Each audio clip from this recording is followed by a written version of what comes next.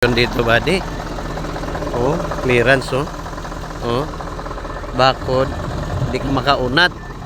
Kaya ang posisyon ng truck dito pag nagloading talaga city oh. City mo talaga posisyon para makaposisyon ka na maayos diyan eh oh. Balik-balik talaga ang truck eh oh.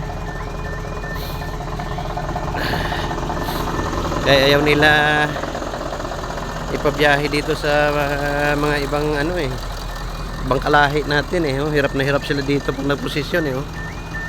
Walang masentro dyan eh. Ano, city ka talaga.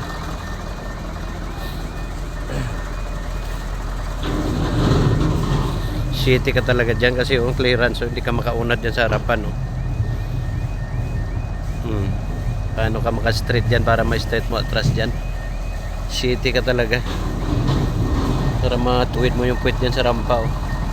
Parang naalala ko dito sa National Panasonic ako dati. National Panasonic ako dito, nadaan yung forklift sa harapan eh oh.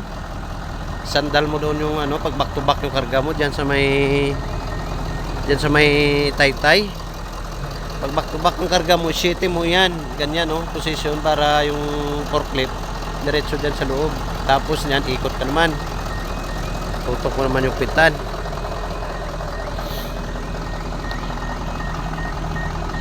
Hirap ng posisyon dito. Okay lang pag doon na sa kabilang rampa kasi straight na doon eh. May mga straight ka na dito ang pinakamahirap dito. Wala kang magpag-unatan dito. Kaya dito mo talaga malabas yung ano eh, yung training mo dyan sa Pilipinas na posisyonan eh oh. Walang clearance sa harap eh kundi sumiyete ka eh oh.